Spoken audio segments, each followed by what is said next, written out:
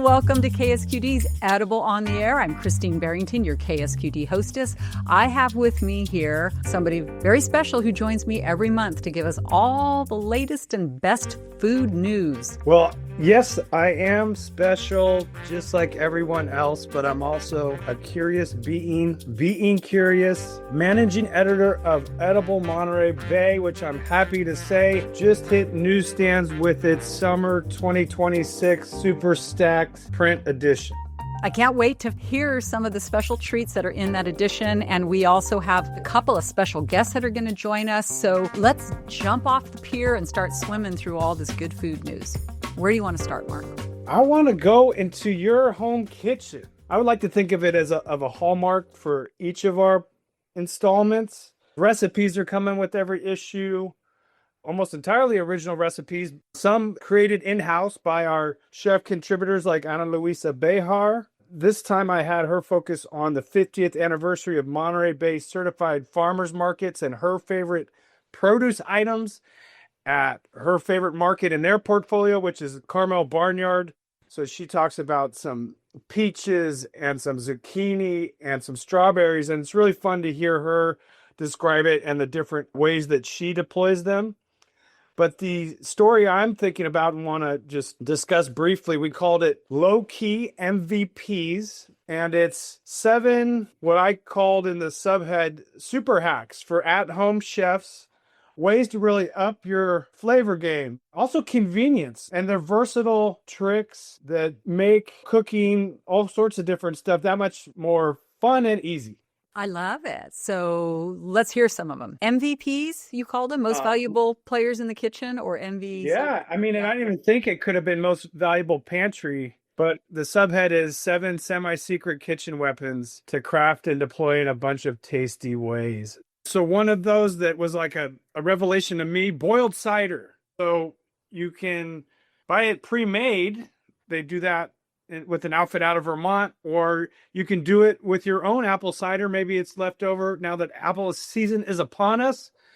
So it's not fermented apple cider vinegar, nor sap-based maple syrup. It's cooking down apple cider till it's about 1/8 of the original volume. And then you've got this tangier, kind of deeper sweetener that you can deploy in meat glazes, fruit pies, beverages, whether adult or NA, and caramels if you're that like kind of ambitious. So that's a fun one. I love Diane Gaselle's thoughts about caramelized onion puree. I use caramelized onions a lot. It keeps well. This is like a take on that. That's worth checking out. Chinese black vinegar also made the list. As she writes, I found most balsamics be a bit too sweet for my tastes, but this one has all the richness of a balsamic without the overwhelming, saccharin, and a compelling complexity, she writes, that some describe as malty and woody. A few other ones. She gets into how miso, you can make it more dynamic and not just in the classic ways. Ways to preserve lemons that maybe you haven't thought about. And then one of my favorites, quick side note, aquafaba, like basically a bean water that can be used as a vegan egg substitute. That's pretty cool. And not something I would have thought of in a final one. Instead of canning tomatoes, when we've got all those coming in peak season, sheet, oven dry your tomatoes, and you got a faster and easier way to make them last, and then throw in your various dishes when the time comes. So these are these 7 MVP special players, and folks can read all about it by reading her article, which will be in our show notes. We can learn how to play with those items. I'm sure there's recipes for each one. Is that correct? There is a recipe that combines 3 of them. So yeah, almost. But it is neat. And I love things that are not too hard, last a long time, and that make you maybe look like a better home chef than you are, but also help inspire other intuitions or creations that you might not have otherwise endeavored. It's like those chef butters that we talked about. Great callback. Let's press the pause button because our first guest is calling in. While we patch her through, let me take a moment to say that this is Edible on the Air, broadcasting on KSQD at 89.5, 89.7, and 90.7 FM. Online at ksqd.org. So, Mark, you've invited one of Edible Monterey Bay's contributing writers to join us. Let's welcome her, Grace St. Clair. Welcome to the Squid. It's so nice to meet you. Nice to meet you as well. I would just love to introduce you briefly and ask you how your background in New York City food, literature development, and PR around the industry helped inform your next chapter as a adventurous gastronomic gumshoe, a flavored bloodhound, being the first one when a new, usually family-owned independent restaurant opens while still being what I think you call the CEO of the household. Okay, so I lived in New York for many years. I've always loved food. I even thought about going into culinary school while I was in college at the University of Michigan at the business school, and my mother said no. So Oh, I moved on to New York, was there for 12 years, working in marketing and media. And then when we landed here in Santa Cruz, I really just wanted to see the food scene thrive. And so many people eat at home. And so whenever a new place opened, I was just always so excited and wanted to share it with all my friends. And now my friends call me a food concierge. And when they have people coming to town or they're going out for dinner and they want to know where to go or what to order, they will ping me for that information. And I'm thrilled to support all of our local food businesses. And I think in the last 10 years, I've really seen the food scene has really been heating up, and there actually have been so many great businesses that have opened coming out of the pandemic. so we first crossed paths because we were both really psyched to see Bonnet Pizza establish itself in like a mini food savannah, we'll call it. I want to hit on more recent stuff and do it in a reverse chronological order.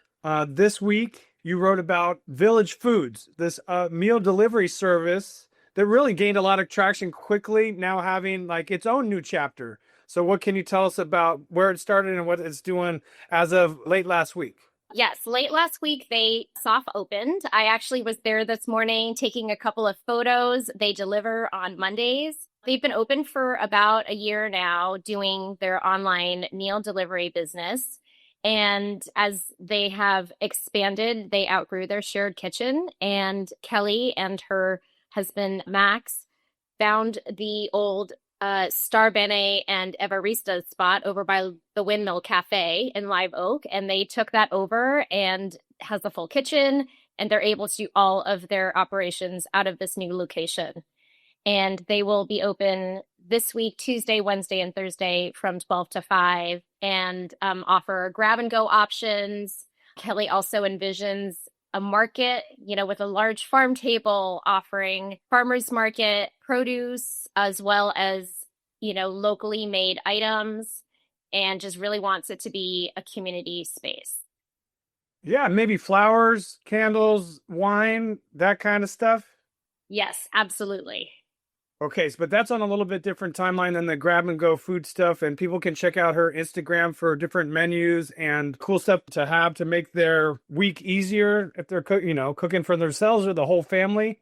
But then also get an idea of what's going to be in the shop. Is that a fair way of putting it?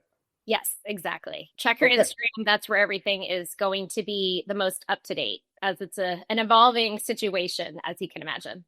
Okay, and then a week previous, H&H Fresh Seafood, much anticipated on the west side. Long time Santa Cruz Harbor hit for fresh seafood, very seasonal, hyper fresh. What is the same? What's different about their spot in the Swift Street courtyard area right there on the west side?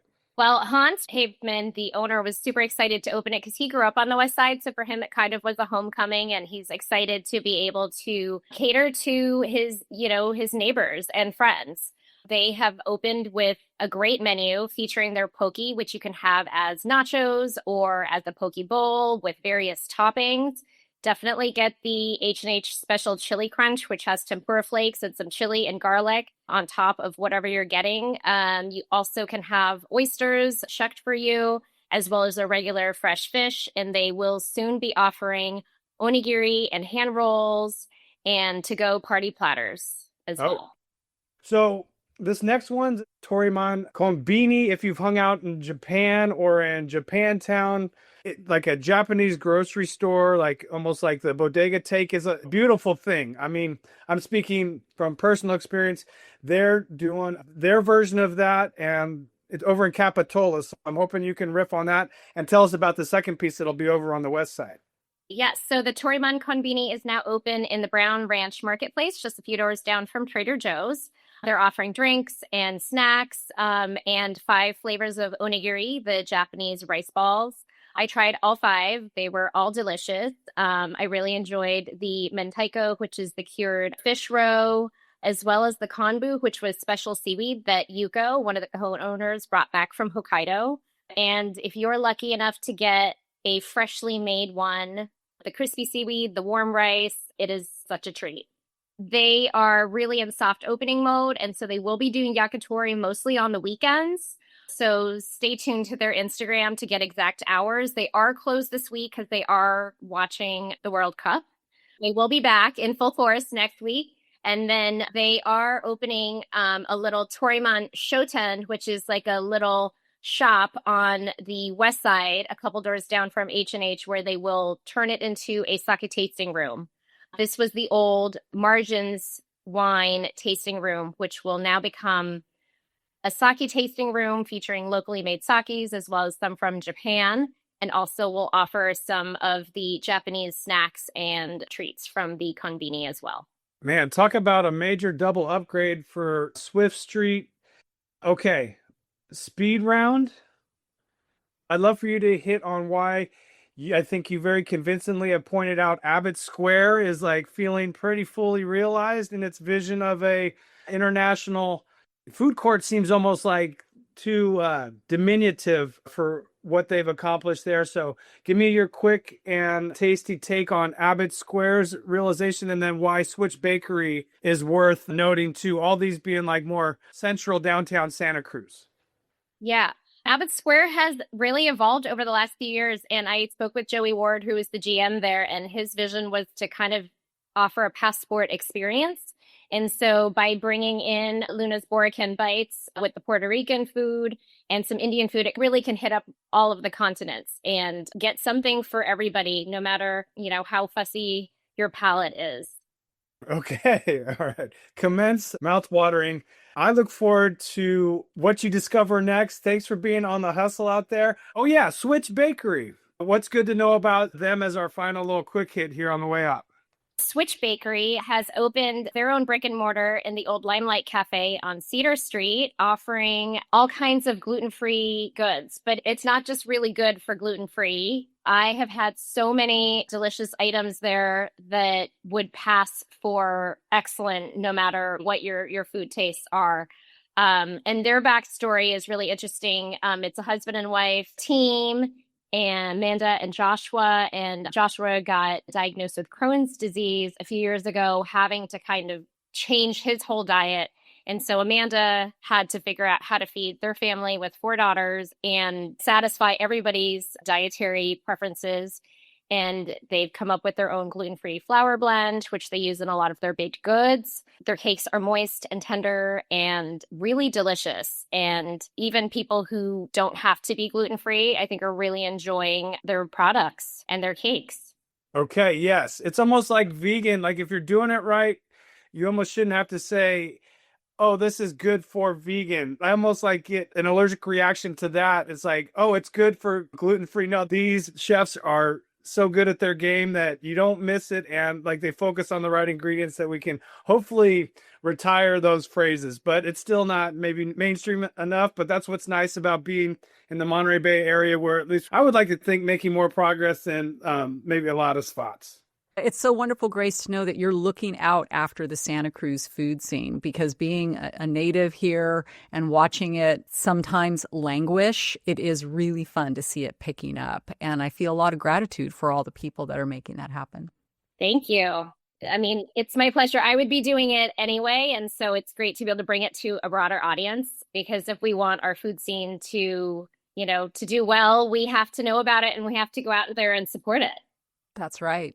That's right. And it is increasing in variety and dynamism. And what was the name of the Puerto Rican place in Abbott Square that you mentioned? Well, that's a tough one. Luna's Borican Bites. Luna's Borican Bites. Can you describe one dish you've had there that you think is dynamite so our listeners can get their new hands on They it? have, I'm trying to remember the exact name, but it's one of their plates that comes with their rice, pigeon peas, and he makes his own sofrito every day. There was a chicken that he marinates in the sofrito and like slow roasts till it's like perfectly juicy and tender.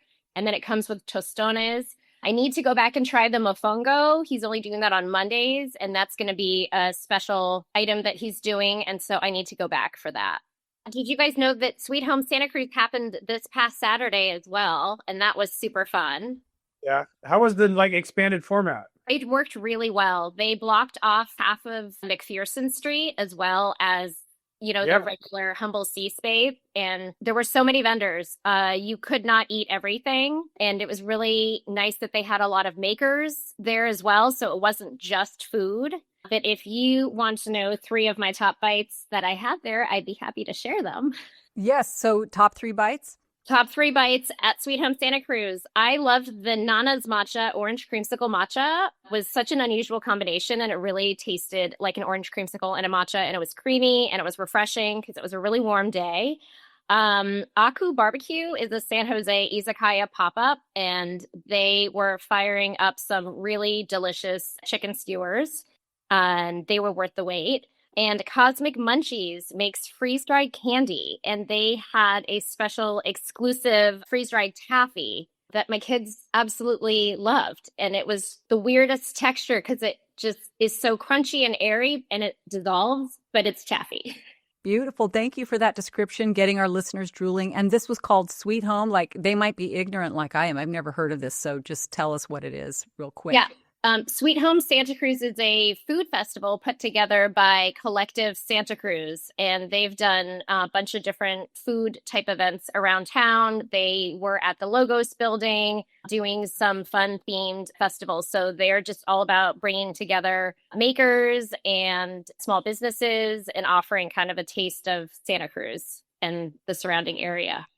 All right. So closing question for you, as you take a new dimension to your already existing passion for local eats, and the concierge is now becoming a contributor in very real ways that I totally appreciate. In my role at Edible, what does your fam think of this? What's their commentary, and what do you tell them? I think the family has mixed feelings. On one hand, they're psyched to get to go and try more places, but then on the other hand, when a new place opens, they're forced to come with me to check it out. And I think they're still tired of me taking photos of everything that we eat before we can dig in. All right. Well, I mean, on the list of gripes, that doesn't seem too onerous, but all right. Well, hopefully they're enjoying the venture. I think in reading your stuff, I get the feeling you are, but that's nothing new. So thanks for spreading the good gospel from the West Side and well beyond. Wonderful. All of this sounds really exciting, all these new flavors coming to Santa Cruz. Thank you so much for joining us on KSQD. Thanks for having me. It's been fun. All right, you're listening to KSQD, community radio for all of the Monterey Bay, broadcasting across the Central Coast on 89.5, 89.7, and 90.7 FM. You can catch us anywhere in the world by live streaming at ksqd.org.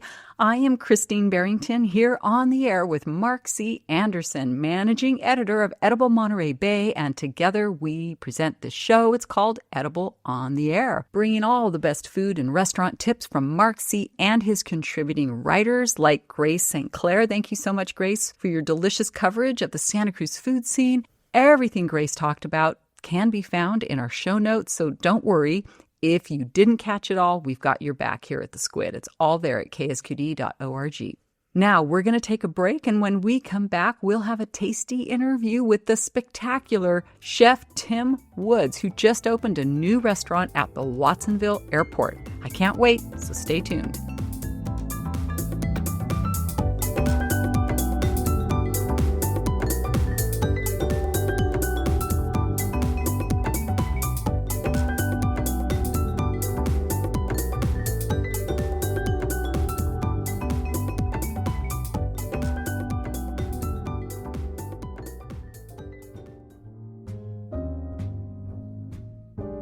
Welcome back to Edible on the Air, where we get to discover the delicious and the drool-worthy from Monterey to San Lorenzo Valley. Because we have the managing editor of Monterey Bay Magazine centering the show, and he brings into our studio not only great writers and contributors, but also the brilliant chefs who put the shine in our region's culinary cosmos. With that in mind, we start the next part of the show with a star chef interview. So I'm going to hand it off to Mark C. Take it away. All right. On loan from the depths of Hell's Kitchen and, also Heavenly Flavor, Chef Tim Wood, thanks for coming on to the mothership here at K-Squid to talk Woody's Watsonville. Folks that have been following you, you've got a pretty significant tribe that's known you since Bernardus and Carmel Valley Ranch. And then you got your own spot at Monterey Regional Airport that promptly went on to win Airport Restaurant Best in the Country from USA Today readers. I knew that well before they came around, about the regional airport spot that helped you realize your toolkit, what your team brings, and a philosophy that I find unique and uniquely satisfying. Well, what makes us really special is that we've given up trying to be hip. We don't know how to do that. We just know that we listen. And the airport location started off basically bringing me back to my roots, getting rid of any kind of corporate feel. Buying power is one thing, but when you take away the soul of kind of individuals and things, and it just going through the motions that doesn't make sense, didn't make sense anymore. So we started cooking, and I just had that feeling like it was 1995. 1989 when I started, in 1987 maybe, but officially cooking like people's meals in 89. And it was, what are the good ingredients we can use and what can we just make to have a nice meal? It's not really about what's going on. We're listening, we're making a nice steak, we're seasoning it. It just made sense. And that's what's kind of captured these local spots, that people want what they want, and we want to listen and kind of see what we can do to navigate towards that. That was long-winded, but I think I heard the question right. Yeah, well, I think you're hitting on a couple of the primary fundamentals that resonate. So sourcing is one of them, not overthinking it, deepening partnerships with the farms that are doing things right. So I'm hoping you can speak a little bit about some of your preferred farms or some of the people that really get what you're doing, and then how that expresses itself on the plate with some of your greatest hits. Well, when it comes to the farms and the farmers and things, it's a fine line of being like, okay, are we doing this because the farm next door is really a good story and they got a PR person, or do the freaking tomatoes taste good? And are they being grown right? Is the guy growing them happy? It's kind of full circle from that farm to table concept that got overplayed a little bit, but it never really got overplayed. My life has been, when's the corn ready? Is the asparagus come up yet? Like a small New York town has never gotten away from me, Stone Ridge, New York. The whole town talks about what's at the farm stand and what's good and what's not. And I think that's really driven us locally. We have foragers that bring us lemons. They bring us, from Big Sur, we have avocados and all sorts of fruits that you would never expect to come from Big Sur. Meyer lemons, Kiefer limes, all these different things.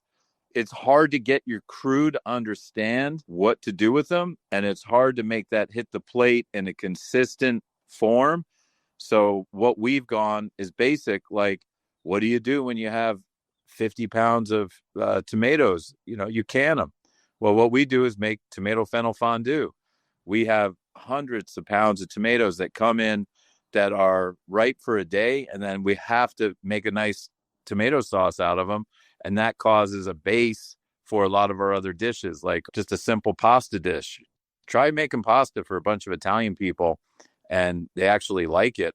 And it's just tomato fennel fondue, fennel, garlic, onions, and all that came from Swank Farms because that's what he's growing. And when all that's growing and he's got a lot of it, I get a lot of it and pass it along. Bad Dog Farms, citrus, tomatoes again, herbs. It's really cool to say that you use these items, but that's what's really made us who we are, is people go, man, that berry tastes great. Oak Knoll Farms, he just dropped off 80 pounds of a mix of raspberries, blackberries, alala berries, all from Carmel Valley. Am I hip?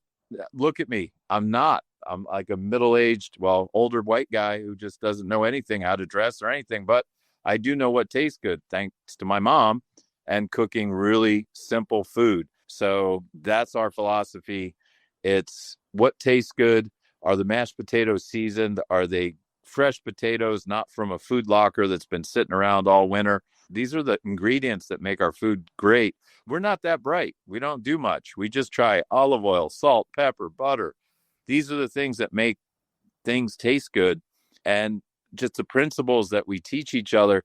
I don't want you to just do what I tell you to do. I want you to learn what you're doing and why you're doing it. And then the food starts to taste better. People start to kind of care more about what they're doing. That's the team that we have. And I'm a royal pain in the ass, but these guys, they keep coming back to work with me, front of the house, back of the house. And I think it's because they're proud of what they're serving, because it tastes good. And they actually have the opportunity to say to somebody, hey, that's not exactly great. And then someone else will step in and make sure it comes out better. Are we perfect? No, no one is. And we don't strive to be perfect. You find me a perfect tomato, and then I'll show you industrial revolution. We want to have stuff that tastes good because it is what it is. We want to work with people who are good because they are who they are. That's what our foundation is. All right. Well, I think I understand your formula pretty well. I've been tracking you for a while, and it involves like really friendly service, but that sounds like cliche, whatever, but there's a relaxed vibe, but that also appears on the plate. What are some of the greatest hits that you knew you wanted to prioritize in exporting what succeeds at your other spots, Carmel Valley, Monterey, that would work in Watsonville, and then we'll talk about how you'll adjust that going forward. But what did you know were required tasting for the peoples? I would say everything starts with a good burger. It's got to be good beef. I think a good burger really goes a long way with some crispy fries, some killer garnish that go with it. You got to have a pickle. I like hipsters. I like a $35, $40 burger that's got a lot more that goes into it. I just think a good burger really goes a long way. Caesar salad, it's our recipe since my ranch days. I got that from a friend. I thought, man, this is kind of like a perfect balance of creaminess, but yet we can just put our little touch on, a little squeeze of Meyer lemon when we pick it up, a little extra Parmesan Reggiano, using, crispy lettuce. And I think that those things, if you start with some of the basics, which is what we're doing in Watsonville, listening is really what worked. The Monterey airport, everybody asked, are you going to have sand dabs or sand dabs? If I heard sand dabs one more time, I actually had a t-shirt made that said, yes, we serve sand dabs. I mean, if it's a local favorite, why not perfect it and try to find like what our recipe of sand dabs is? And then of course, every new guy that comes along or person, you have to teach them that. And that's where a lot of restaurants, I think, if you spread yourself out too thin and you don't stick to some of the classics, people want that. They want prime rib. I don't know. When I was 19, I served 19 prime ribs in one night, every Friday night. I loved it for the first 2 weeks because I could sit back there and mow down prime rib. But tell you what, you lose your flavor profile for prime rib pretty quick when you have to cook 19 of them at 19 years old at the Mohonk Mountain House in the Catskills. But if we do it right, which we've gone through 3 different meat purveyors, and I think Newport Meat, back to my basics at Bernardus, I'm never going to get as much money as I should for it, but I don't care because it tastes good and I miss that flavor. That's why all of our meat right now is coming from Newport Meat. When it comes to the sirloin, there's a steak that I'd say that's a signature item. It's a prime sirloin that it's the working man steak. It tastes great. It's tender. If you want to upgrade to a ribeye, great. It's lean for those who don't like too much, marbling.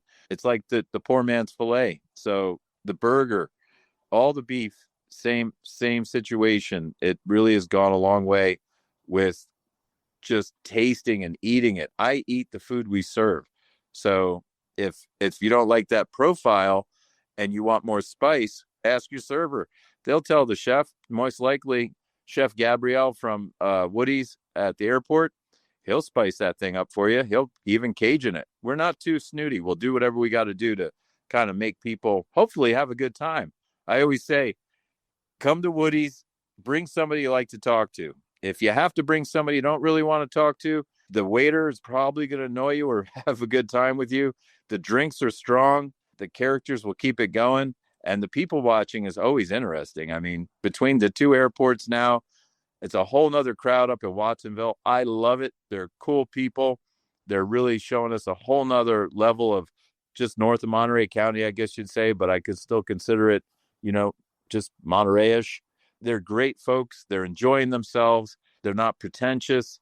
It's really been a great little crossover between the Monterey people who were a little skittish at first because they had to let you in the fold. Spaghetti Hill was like, I don't know about this guy. Gaspar always made the best, sand dabs. And then all of a sudden Gaspar's coming in, the old chef, and he's liking it. So I don't know. I think that our standby stuff is Swank Farms vegetables. Are there other farms? There's probably a bunch I can't name. I feel like I'm on the Emmys or whatever right now, but it's great stuff. I think one thing that intrigues me is that the key word I heard was listening. Right. And you're not going to be successful in a place like Woody's at Del Mar or even Woody's at Carmel Valley Athletic Club. What have you learned with Watsonville? We're a few weeks in now. What have been some moments of truth, some moments of revelation that you're like, all right, I know how to do this. And it starts with getting to know the audience and building from there. So far, I'm becoming an expert on all the wineries of Santa Cruz County. And it's funny how you can kind of take all that and listen to 5 different people tell you 5 different opinions and then kind of create your own. We've kind of stuck to our guns where we're like, let us just get in the door. And now these folks are going, this Sauvignon Blanc is pretty good. We've never had Bernardus Sauvignon Blanc or whatever the case is. Food-wise, we're watching the plates. I think I had a person call me who actually is doing some work on our house. And he said, yeah, we just had dinner the other night. I said, oh, why didn't you tell me? And he said, whoa, everything was great. I mean, my wife ordered rice and she got French fries and you ran out of double stuffed potatoes, but the steak was killer. I'm like, then we're doing everything perfect, because if you're enjoying yourself and you're giving us feedback, this is the time it's going to take. This summer is going to be the summer of knowledge when it comes to what's going to work better. A lot of the people who frequent the bar, I mean, they're pointing out the beers they like, but yet they're enjoying what we're offering. So it's listening and understanding and not getting caught up on the small stuff. When I see the plates come back empty, that's usually a good sign. All right. Well, before we have lift off and back to a million projects, any surprises, any other things you're looking forward to this summer in the Summer of Knowledge? Wow. Look, you might have just rebranded Summer at the Airport. And I do want to mention that Easy Rider is a pretty epic theme within the format there at Watsonville. Woody has friends in the right places that loaned him, gifted him a completely vintage replica of the Easy Rider Captain America motorcycle and the signed helmet with Peter Fonda's John Hancock on it. So take us wherever you want to go with surprises, things you're looking forward to, or the experience of the space before we let you get back into the friendly skies. I think the things you're going to be looking forward to is, even more fun, nostalgic things that, like, I have a Morris Minor that I got off a cousin Johnny. That's another cool vintage Woody car. So it's kind of car, aviation, locals, don't take life too serious kind of a place. I think that what would enhance that even more is the bread service coming out of the pizza oven, meaning our Palermo bun doctored up. It's the pizzas with chanterelles and other mushrooms that are coming out of in the fall. The rigatoni with, some local sausage, Caggiano from up north, or what do you call it, from right down the road. Freedom Meat Locker has it, but the Carlito sausage. I mean, it's just unstoppable what we could do, but we're taking it in little steps. But I think that you nailed it, man. It's my entire childhood of growing up in restaurants. And I'm hitting about my late teens right now mentally. So I think that it's really coming around. We got great people with great personalities coming by. We intend to have some fun evenings, and it's nonstop. But that pizza oven, that thing's got to get lit up. I just don't want to burn the town down all at once. So it's going to take a second.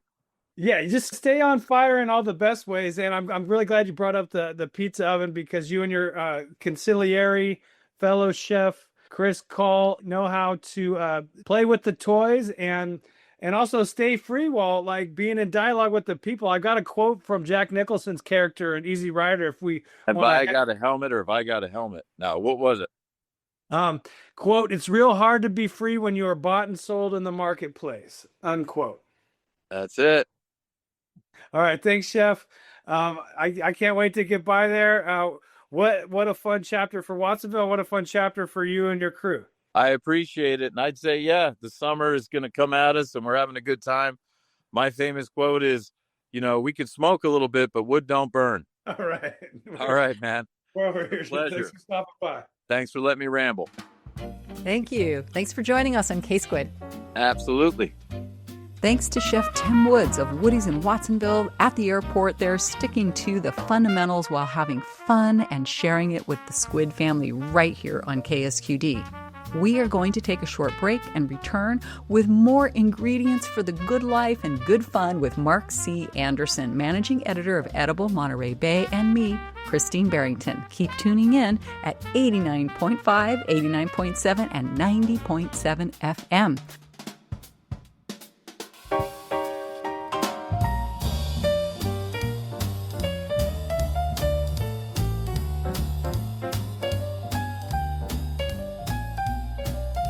We are back with Edible on the Air. I'm Christine Barrington, your KSQD hostess, hanging around the studio with Mark C. of Edible Monterey Bay, who's going to take us on a round-the-county tour of interesting tidbits for us to chew on. So, Christine, one story that I was proud to see on the pages, partly because I knew our contributor, Kira Abraham, is really good with these kind of stories.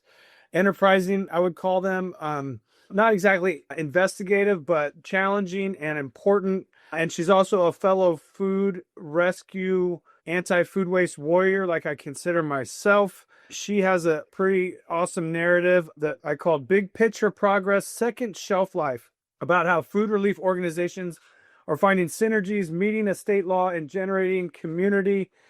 What if I told you that in the last year alone, 4,000 Cal State Monterey Bay students visited a food pantry designed to be like a character-forward bodega at the heart of campus? 4,000 students, an average of 9 times. Wow. I would be stunned, and I am. That's extraordinary.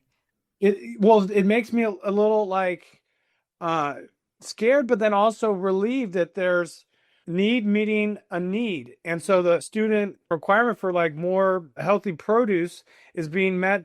And the thing that it's also creating is this expiring food at places like Trader Joe's Marina or any number of groceries. It's going to a good spot where including cut flowers is bringing a lot of joy to campus. And we have more on this at ediblemontereybay.com. That's happening. There's a real vibe there. It's borderline joyous. The team they have on it is just, they've seen the response. And so it's a little troubling that so many students are maybe a little bit food insecure, but it's great that there is something in place to help support them, to learn more and get all that going. She also covers gray bears in Santa Cruz, where a different vulnerable population is getting these great meals through their regular breakfasts, lunch, dinners. There's a lot of cool stuff happening. State Law SB 1383. It's a 10-year-old climate bill that's now phasing in regulations that just basically keep edible food out of the landfill. That just makes me feel nourished in a different kind of way. California, progress. I'm so glad to hear that. And so they're keeping edible food out of the landfill by making sure it gets to people that might need it. That's the whole idea. You summarized it way more succinctly and poetically than I did. Oh, I'm thrilled. I can't wait to check that out. That does light up my heart. And, we all feel better when we know that people are being taken care of and the earth is being taken care of too. Even though I'm not on Twitter anymore, I would retweet that. Rock on. So where next, Mr. Managing Editor? There's so many things you could talk about. It's so hard to choose, I know. All right. You're calling me Mister because of my mustache? Probably. All right. All right. Let's go around the world by way of the county. I've got 3 bests of the last month that really spoke to me. Best infill, Main Street, Old Town Salinas, Farmers Union Poorhouse was this great old school, but with modern amenities, exposed brick, nice long bar where ag professionals working along there all come to get great craft beer that was really well curated on these digital boards. That couple behind that moved to a new community because hashtag the cost of living. But now Steel Bonnet, Scotts Valley, Darling, their own upstart craft operation, which introduced a production space amid COVID in Salinas. They're fresh off 2 gold medals at the California State Fair, and they're taking over the Old Farmers Union. So they'll have a second tap house in addition to their place in Scotts Valley, which is my favorite infill of the last month or so. How about that? Wonderful. And I love the Steel Bonnet folks. I live in Scotts Valley, so I'm very proud that they've branched out. And my husband's from Salinas originally, so we're going to have to go back and check it out, go to the home territory. Wow. Okay. I love it. Little internal synergy. We've got you guys a date. All right. Best OMG flavor bomb. Shockwave is a popular food truck operation that's setting up all through summer at Humble Seas, Santa Cruz Wharf Beer Garden, which is just a great summer decision anyway, because you can go down to Stagnaro Brothers and grab some calamari. You can bring whatever food you want. If you can skip that, you can go right to Shockwave, where I encountered their miso Cuban, which is basically, if you're not a huge eater, 2 meals of some of the most habit-forming seasoned pork pie with all the classic Cubano ingredients, but in their own style. That one rocked me. Also, be attentive. The seagulls will come for you. And this is on the Santa Cruz Wharf? And this is on the Santa Cruz Wharf, right side, like the other restaurants, about midway up. Picnic tables, shaded areas, a little shipping container bar where you can get draft, Humble Sea, awesome selection, and then canned beers, and then the food truck parks in there, right, too. Cornhole, like beach chairs. It's incredible views and very much ready for summer. Wonderful, and that's called Shockwave. Shockwave. Sweet. My goodness, my list of things to try is growing. Okay, favorite upgrade and new chef combo category. Davenport Roadhouse has already been on a steep incline in terms of upgrades after new ownership came in last August, with a lot of experience in the restaurant kind of design sphere in the San Francisco community, but a very deep personal connection to Davenport on the North Coast because their family came there constantly when they were kids. And the brother, Teddy Miller, whose sister Ginny is kind of like, I would call maybe like the visionary behind it all, with help from partner Gavin Parsons. They've kept the live music, but they've updated the backyard with a pirate ship for the kids to climb. Even better live music venue than ever. A new shop like Pantry with prepared items, a redone dining room.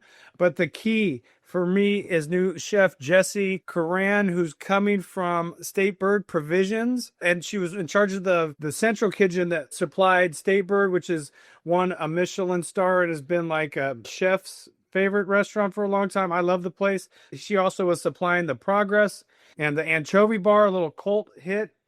That's happening at Davenport, so that's my favorite chef upgrade. And then a final one as we go around the world. The best deal of the month that I've come across synchronizes with World Cup. The Wines of the Santa Cruz Mountains collaborative group realized an opportunity. I haven't fact-checked them. They say they're the only World Cup venue adjacent wine country, so they want to be, savvy strategics themselves by offering a Santa Cruz Mountains Wine Adventure mobile pass for the duration of the World Cup. The punchline is, for 40 days, you get access to 30 wineries, free tastings for the big fat price of $25. It's a crazy steal. Of course, they're hoping visitors will see that, but they'll fall in love, get a bunch of bottles. But in the meantime, that's available to everybody. You don't just have to be a South American or a European or, like a visiting Asian soccer fan. You can tap that yourself, and there's a 3-letter word for that, and it's goal. And so if people are listening and they're like, ooh, I want to sign up for one of those passes, where do they go to do that? winesofthesantacruzmountains.com. Brilliant. Wow. Santa Cruz is rocking it today. Thank you, Mark. I love that. Just sort of zipping through all these wonderful things. And I happened to pass through the Davenport Roadhouse. I was dropping somebody off and I walked through it. I didn't have time to eat. And I was really stunned by just the physical upgrade, interior and exterior. And I set my intention to go back and try it out. Really lovely. Yeah, it's pretty cool to see it all come together with a lot of neighborly input and a lot of just community-centric intention. And that evolution is coming ahead of the extension of the rail trail. So that'll be pretty cool and just have that much more connection up there. And then the National Monument about, a mile south, that's adding trails, I think, on the timeline of maybe as soon as next month, but August, maybe at the latest. You mean more trails? Because we opened Chitoni Dairies last summer. Right. This is in addition? Right. So within Chitoni Dairies, there's going to be more trails within that national monument. Got it. Okay. They're going to, It's a lot of yeah. So post-trail flavor. And then one other element that's pretty cool is they've reopened the lodging upstairs where I think there's 9 or 10 rooms. And on the dessert menu, if you're having a really good time, it says add a night. So if it makes sense to do that rather than driving north or south, that's an option that actually appears on the menu. Ah, wonderful. You can kick your heels up. You know, one of our K-Squid favorites is Dan Frechette, and another one is Andy Furman. They're musicians. They often play there. Go there, have some music, great food, enjoy yourself so much that you want to spend the night and wake up the next morning and go on a hike at Chitoni Dairies. It sounds like heaven. A staycation for the locals.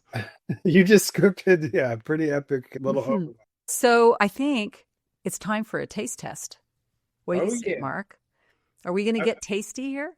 Yes, and my Goodles are just ready to decant and then put in my butter, a splash of cream. They recommend milk. I'm going to do less volume but richer dairy and see how that comes out. Well, first, let's introduce our taste test product. Okay. Goodles. Why did you choose this, Mark? There's always an interesting story behind what you choose for our taste test. Well, I've been lurking around their store because it's right by River Cafe on the west side. Yeah, River Santa Cruz. Yep. Patagonia store.